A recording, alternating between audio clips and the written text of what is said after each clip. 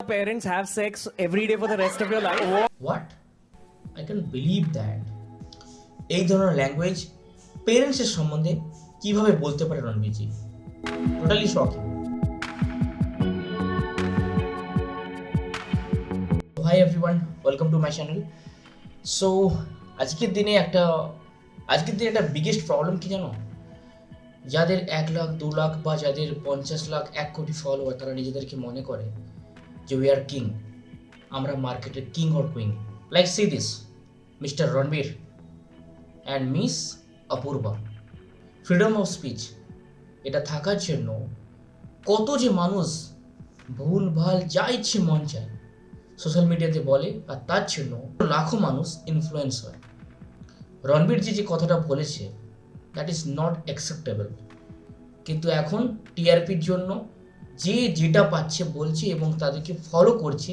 এরা একদিন ফলোর জন্য হাত জোড়ে রিকোয়েস্ট করতো যে please follow my channel, please follow my channel.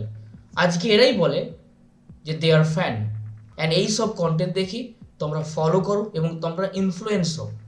My dear friend, please try to find out যে কাকে ফলো করা উচিত। আমি তোমাদের কিছু নাম বলছি, like doctor APJ Abdul Kalam. এখন তোমরা ফলো করতে পারো সন্দীপ মাহেশ্বরী, অ্যান্ড একটা নাম তোমাদের হয়তো অজানা আছে, এস পণ্ডিত, জয়পুরে থাকেন। এবং এটা কিন্তু কোনো পেড প্রমোশন নয়। একবার ওনার ইউটিউব চ্যানেলে যাও যে উনি কীভাবে ইউথকে আগে বাড়ার জন্য কী করছে।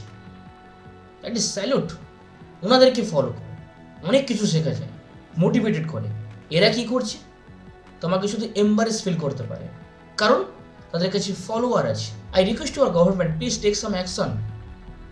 Freedom of speech it's okay, but freedom মানে এই নয় তুমি যা ইচ্ছা তাই বলবে। এদেরকে যদি আমরা কিছুই না বলি না, এই জিনিসটা আরও র্যান্ডমলি বাড়বে, তখন কন্ট্রোল করতে পারবো না। কারণ আজকের দিনে সোশ্যাল মিডিয়া একদম ওপেন। তোমাদের কিছু টুইট দেখাবো, দেখো তোমরা। সেই ইন্ডিয়ান গড লেটেন্টে এফআইআর পর্যন্ত হয়েছে। আর যখন বুঝতে পেরেছি, আই এম সরি, প্লিজ মাফ করে দিজিয়ে। শুধুমাত্র ফলোয়ার্স বাড়ানোর জন্য মানুষকে ভুলভাবে ইনফ্লুয়েন্সার করে, আর কিছুই এদের মতলব থাকে না। কথায় বলে না, মানুষ যখন টাকা পেয়ে যায় অনেক, তারা সব কিছু ভুলে যায় যে কোথায় আছি, আমরা কি বলছি, কখন কি বলছি, তারা ভুলেই যায়। লাইক रणबीर जी, अपनी माँ को भी यही बोल सकते हैं क्या? शो में जो बोल रहा है, is this freedom of speech? That is very true. পেরেন্টসের সম্বন্ধে যে কথাটা বলেছি, সেটা কি বলা সম্ভব কখনো রিয়েলিটি শোতে? এই সবাই সেলিব্রিটি করছে, বুঝতে পারছি না যে এখনকার জেনারেশন কোনটাকে যে সেলিব্রেশন করছে সেটাই বুঝতে পারে না। এবং এই ছেলেগুলো দেখলে মনে হচ্ছে না যে এরা আনএডুকেটেড। এরা সবাই এডুকেটেড, ভালো ভালো কলেজেই পড়াশোনা করছে, নো ডাউট। এরা কারা দেখছি? ইউথ। তাদের ল্যাঙ্গুয়েজ কোন লেভেলে যাবে? আর এটাই তোমরা প্রমোট করছো। কিছু প্রাইভেসি থাকা উচিত, কিছু ল্যাঙ্গুয়েজের, কিছু কন্টেন্টের প্রাইভেসি থাকা উচিত, not for each and every one. কিন্তু এইসব ইনফ্লুয়েন্সারের জন্য সব কিছু ওপেন টু অল।